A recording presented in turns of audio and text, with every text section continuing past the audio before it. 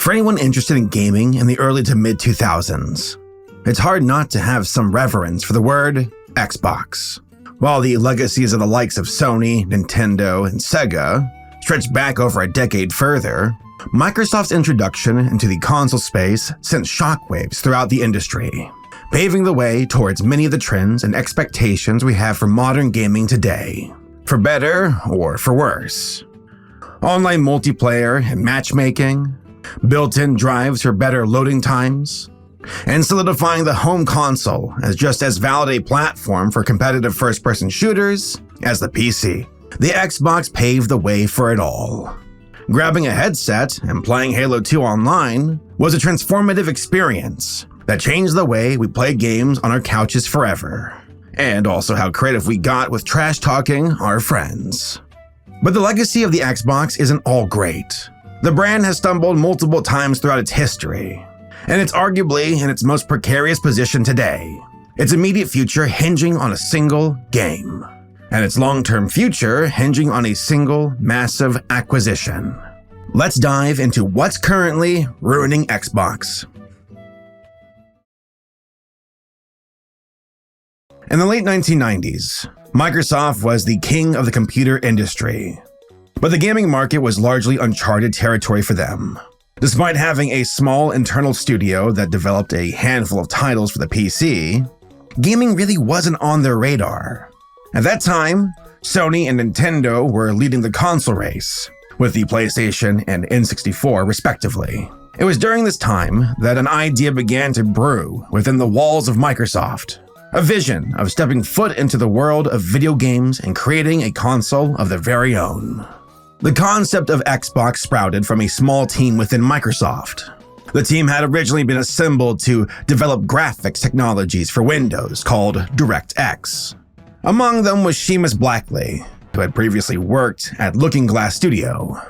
Enthusiastic about the idea of a Microsoft gaming console, Blackley teamed up with 3 other DirectX team members, Kevin Bacchus, Ted Hussey, and DirectX team leader Otto Burks, and they began conceptualizing what would become the Xbox.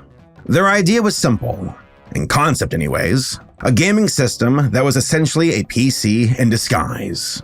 This was in response to a lot of the issues with console development at the time. The current major players in the market in the late 1990s, Nintendo, Sega, and Sony, were all using their own custom hardware as a basis for their consoles, which meant that developing for each system meant learning the intricacies and quirks of that particular set of hardware, which would then be thrown out and changed with an entirely new paradigm when the successor was eventually released. In addition, these were all Japanese companies, so the documentation for development was mostly all in Japanese. So getting translations for them, or resources in other languages, was also difficult, especially at a time before the ubiquity of the internet.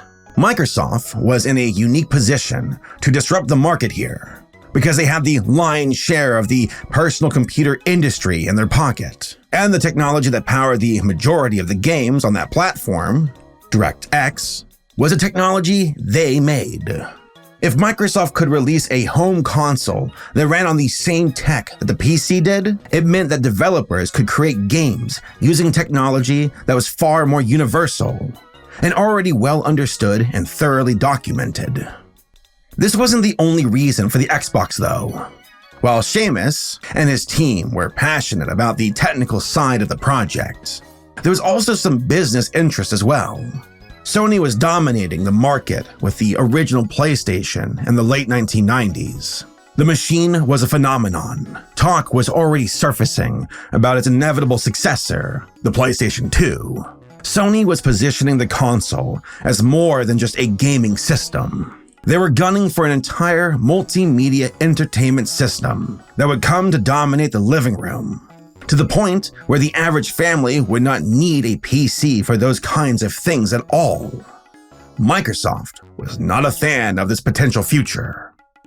The idea of going so far as making an entire console as a response, however, was met with considerable skepticism within the company.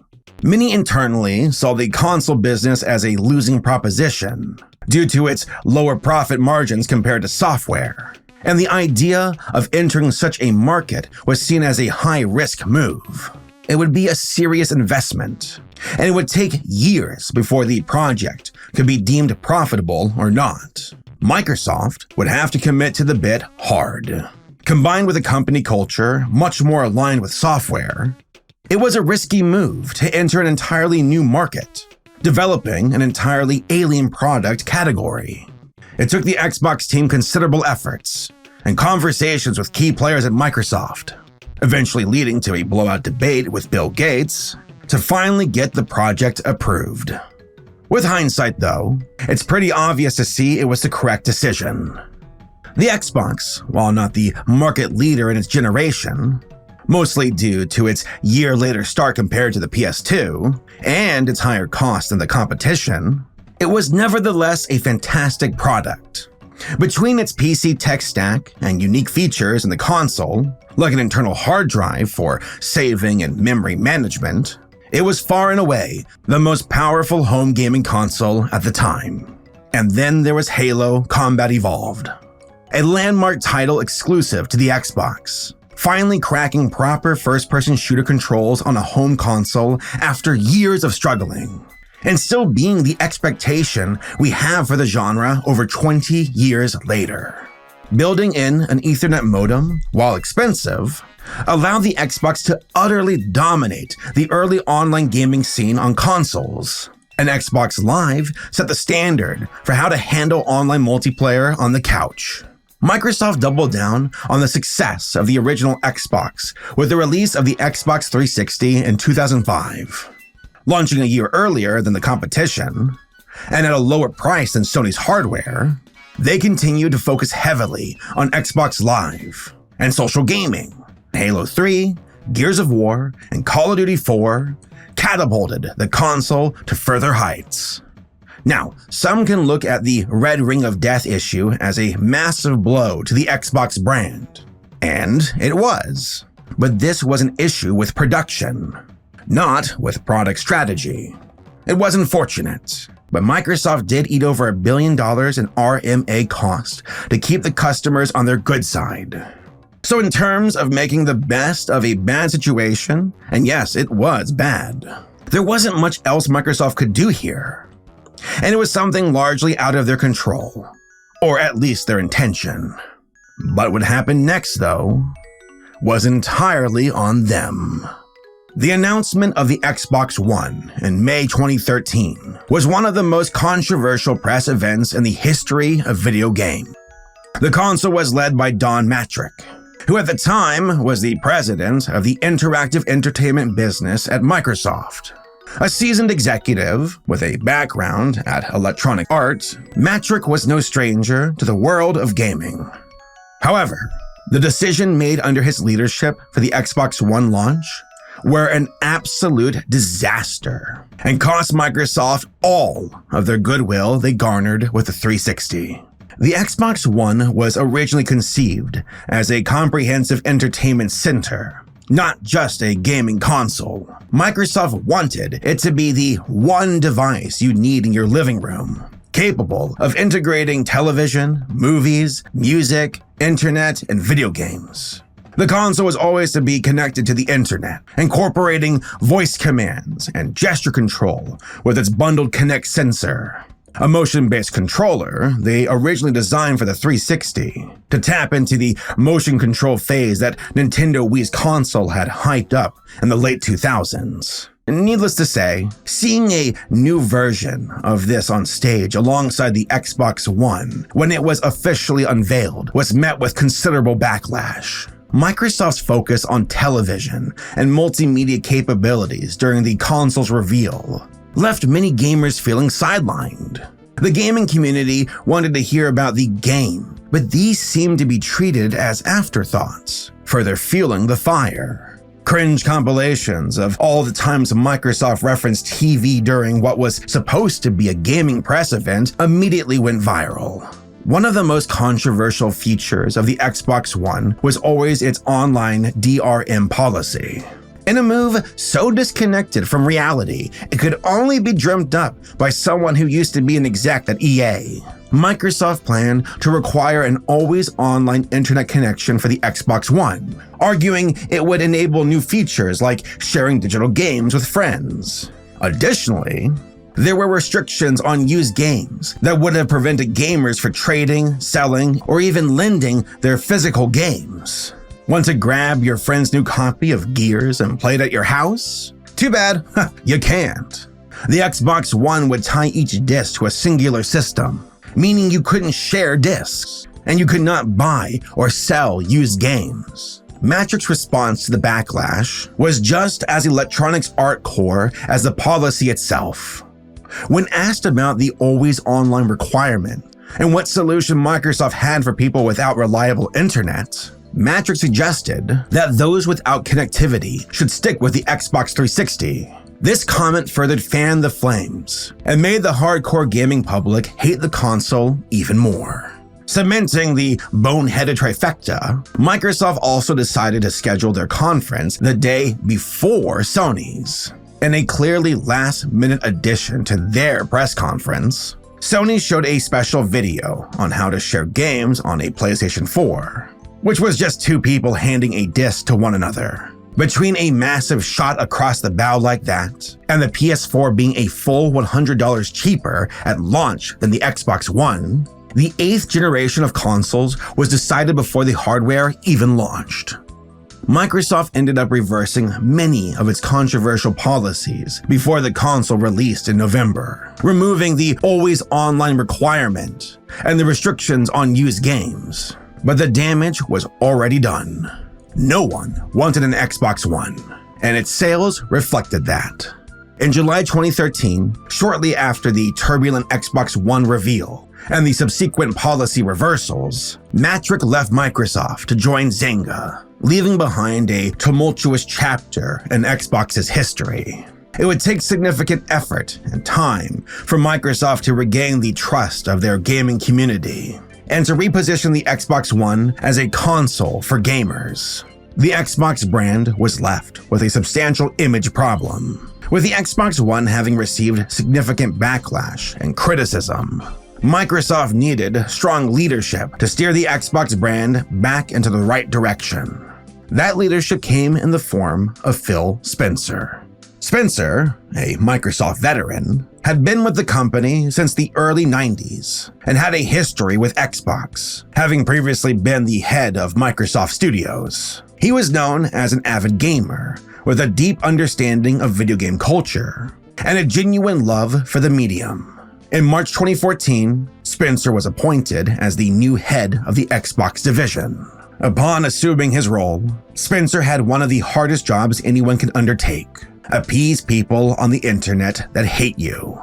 His approach was notably different from his predecessors. Whereas Matrix had emphasized the Xbox One as a comprehensive entertainment device, Spencer made it clear that he wanted to refocus the Xbox brand back onto video games and the people who played them. Under Spencer's leadership, Microsoft reversed the Xbox One's initial focus on TV and entertainment, instead ensuring that Xbox was first and foremost a gaming console.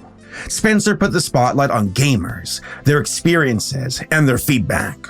He communicated directly with the community, appearing on podcasts and game shows, engaging on social media, and making himself accessible. He listened to what the fans wanted, acknowledged the mistakes made in the past, and assured fans that they were heard. Even to this day, this remains a highlight of the Xbox brand. Phil Spencer actually plays games.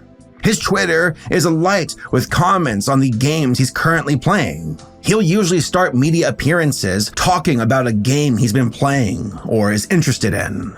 It is a very stark contrast to Sony CEO, Jim Ryan, who feels far more corporate and disconnected in comparison.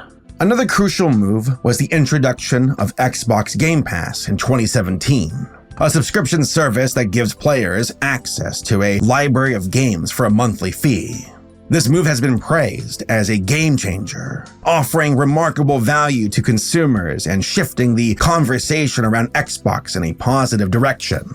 The Netflix but for games model is pretty enticing. especially now with the price of new AAA releases rising to $70 a pop. Spencer also oversaw the acquisition of several game development studios to bolster Microsoft's first-party game lineup, addressing one of the major criticisms of the Xbox One: a lack of exclusive games. Studios like Obsidian Entertainment, Ninja Theory, and Bethesda Game Studios were added to the Xbox family, substantially boosting the company's gaming portfolio, and by extension, the value of Game Pass.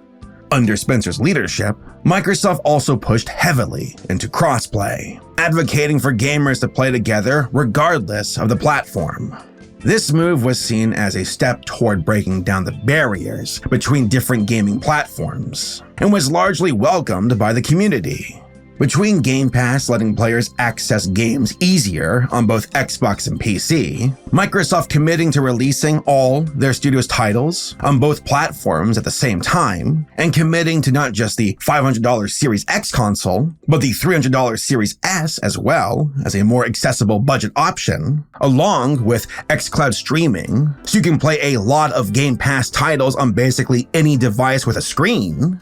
Spencer's Xbox has been a series of moves to make the brand more than just a new device you plug into your TV every 5 or so years. Honestly, this should have been where the story ends. Phil Spencer's massive, sweeping changes to the Xbox brand have been a huge improvement over the damage done by Matrick in the early 2010s, saving the platform from what seemed like a death sentence. Between Game Pass, better hardware, gobbling up a ton of gangbuster studios, ditching the multimedia shtick that plagued the Xbox One's launch, and being someone who simply understands games, Microsoft should be in a fantastic position. And they are. Sort of. But the company seems to be almost comically incapable of truly leveraging all their strengths. For all the value their fantastic hardware and Game Pass as a service represents, there's one major issue. They just don't have any games. To start, we need to emphasize how crucial exclusive games are for a gaming console. These games aren't merely sales drivers. They are pivotal for brand recognition and loyalty. They help a brand define its identity, giving it a unique edge that differentiates it from competitors. PlayStation has consistently capitalized on this with titles like The Last of Us, Spider-Man, and God of War. Nintendo's stable includes iconic IPs such as Mario, Zelda, Metroid, Smash, and the list goes on for days. In contrast, Xbox has been struggling to launch successful exclusives, with most of their recent offerings receiving lukewarm reviews at best. This feels even dumber when you realize how much IP gold Microsoft is sitting on and doing nothing with. Where is the new Banjo-Kazooie? Why haven't we seen anything about the new Perfect Dark? And why has it even been allowed to be dormant for almost 20 years? It took nearly as long to get a new Fable out the door. And even then, it seems like a very different game than the series we remember. Other fantastic gets, like Killer Instinct, had a wonderful re-debut in 2013, followed by crickets for years. These are just a handful of bangers Microsoft has in its portfolio that it seems to be deliberately wasting. Though, maybe all those games are being done a favor, because the games Microsoft has been getting out the door have been disasters. I'll have to stop myself from going on a rant about 343 Industries and Halo. But that studio and the treatment of Microsoft's tentpole de facto #1 IP being dragged through the mud ever since Bungie left is indicative of everything that is failing with Xbox. Master Chief was on the back of the box of the Series X, for Christ's sake. You delay the game for a year and then leave it on the vine to die with no meaningful content updates and tons of broken promises, gutting everything that made Halo magical. And this is 343's best release. Everything they've made beforehand was somehow even worse. The less we talk about Halo 4, Halo 5, and the travesty that was a Halo TV show, the better. But at least Halo Infinite was at its core pretty fun to play. At least it was functional. Redfall, Microsoft's supposed answer to strong Sony showings this year like God of War, Ragnarok, was a complete train wreck, riddled with bugs, broken enemies, performance in the gutter, and probably most damningly, destroying Arcane Studios, the guys responsible for creating Dishonored and the fantastic Prey reboot from 2017. The studio bled 70% of its staff throughout the nightmare of a development cycle of a game, leaving what remains of Arcane essentially a husk, with so little of the people responsible for making it a great studio no longer even around. This was a game this team did not want to make, but was mandated by clueless executives. Where were the IPs the studio actually cared about? Why no new Dishonored? Why no sequel to Prey? Who asked for another bland co-op shooter like this, besides dumb corpos chasing live service dollars? Ironically, the most well-received game from Xbox Game Studios in the last 10 years was Deathloop. And due to contracts from before Microsoft acquired Bethesda, it was a PS5 timed exclusive. Like, how the hell did we get here? All of this really ties into Xbox's current strategy of positioning itself as a platform rather than a console. This move goes against years of customer conditioning that has made gamers fans of specific hardware. It feels like a betrayal to the most die-hard Xbox fans, even if the changes don't directly impact them. For decades, the industry has championed exclusives as bait to lure consumers into choosing one console over the other. This is what gave us the console wars, which, like it or not, has become an accepted norm. By subtly attempting to opt out of this and make Xbox more accessible across platforms, Microsoft has inadvertently made Xbox seem weaker in the traditional console comparison, thereby making it harder to appeal to even its most fervent fans. It's a total shame because Xbox is a good platform right now. Game Pass is a great value.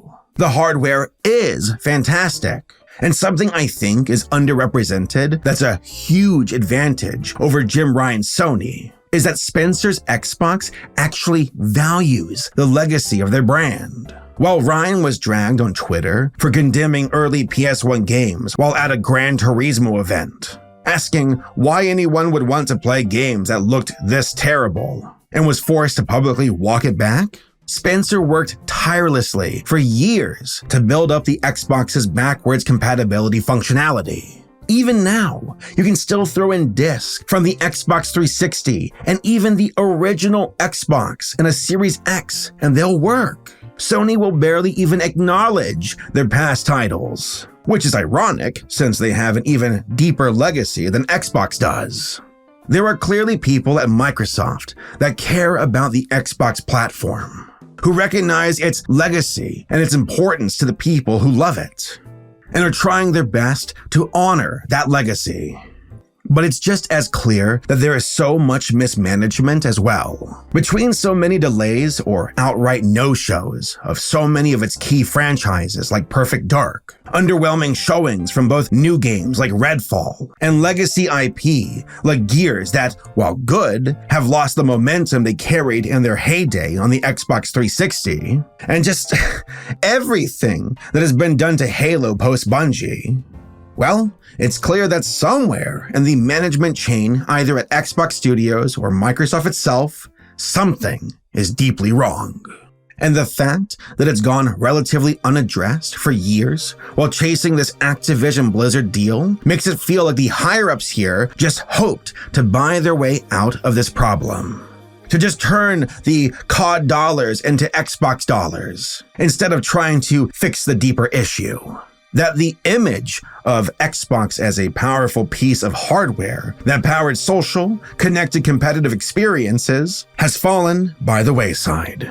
Whether it was the trend chasing in the mid-2000s with the Kinect and the multimedia bid, or currently chasing recurrent spending and live services. Microsoft is currently struggling to understand that the role, the expectation of a hardware maker in the gaming space is different from just another developer. Just having good games is not enough. And without Activision, it's difficult to argue Xbox even has that right now. You're the stewards of a brand, and that brand has to mean something. You have to create software and hardware that come together to make a statement about the intent of the brand, to signal to your hardcore fans and potential customers why they should continue to play and consider playing with your stuff. Sony is a narrative-first machine. If you want grand storytelling and high production value, you go to PlayStation. If you want pure fun and quirky delight that can be enjoyed at any age, you go to Nintendo. We know what a PlayStation game is. We know what a Nintendo game is. But what is an Xbox game in 2023? We used to know. Xbox was the social platform. It was the competitive platform. If you wanted to play online with your friends, trash talk your buddies or randos in a public lobby, or get sweaty for a few hours after work, you played on Xbox. That's what carried the brand from 2002 all the way through the Matrix era. Because Xbox Live, because of massive social multiplayer games like Gears and Halo, and the vision the platform was trying to convey. And it did. Nowadays, Xbox stands for nothing. Yes, they've made some fantastic acquisitions over the last few years, but this shotgun approach to eating studios has led to a complete breakdown of identity. What is Xbox now? While Spencer was great for putting priority on crossplay, it kind of also shot them in the foot, because strong online gaming and the social aspect of Xbox Live is reduced when players on other platforms can now interface with your players without having to buy in, further diluting the strength of Xbox as a brand. Really, the Xbox's key strengths right now are backwards compatibility, something that even by the company's own metrics only a handful of people actually take advantage of, so hardly a system seller. And of course, there's the value proposition of Game Pass. This is really the thing they seem to advertise the most. Game Pass is a great value, but has any product that its only true draw, being value, ever been a market and mindshare leader? Right now, it feels like the entire future of the platform rests on the shoulders of Starfield, the Xbox's final major exclusive coming from Bethesda. The game is already surrounded by controversy, since it was originally supposed to be a multi-platform release until Microsoft bought Bethesda and canned the PS5 version. Also, despite the Xbox Series X being the most powerful console, it's only going to be able to run the title in a 30 FPS mode, despite the market spending quite a few years getting people used to having the option for a 60 FPS performance mode as well. Considering Bethesda's track record as of late with Fallout 76, well, it has left many people hesitant to trust the company's offerings. And the studio almost universally launching overly buggy games at launch? Well, it's a risky gambit to pin everything on this single title. But Microsoft doesn't have much other option with how their other exclusives panned out. But the biggest elephant in the room is Activision. As of recording this, it looks like Microsoft's acquisition bid for Blizzard will go through, despite numerous legal battles to get us to this point. Now, it's far too early to know what the knock-on effect for Xbox, Microsoft, and the gaming industry as a whole will be with IP consolidation of this extent. There has never been an acquisition at this scale before. Going forward, though, Microsoft now has some of the most profitable live service titles on the market in their pocket, which almost guarantees the Xbox brand won't fizzle out anytime soon. But still, Activision games aren't Xbox games. Most of the heavy hitters from the company will still remain multi-platform for the foreseeable future. And any IP they pull from the portfolio to make Xbox exclusive still doesn't solve the issue of the legacy franchises that, in many other gamers' minds, define the brand, and are still being left on the shelf. Only time will tell how this all pans out, especially since we still have no idea how Sony will respond. Overall though, Xbox's strategy still feels a little bit too corporate for my liking. The identity from the 2000s feels diluted. Until Xbox decides it wants to be something, instead of dipping its toes into a bit of everything to improve quarterly projections, I can't see its image improving anymore in the eyes of gamers. It might be downhill from here on out.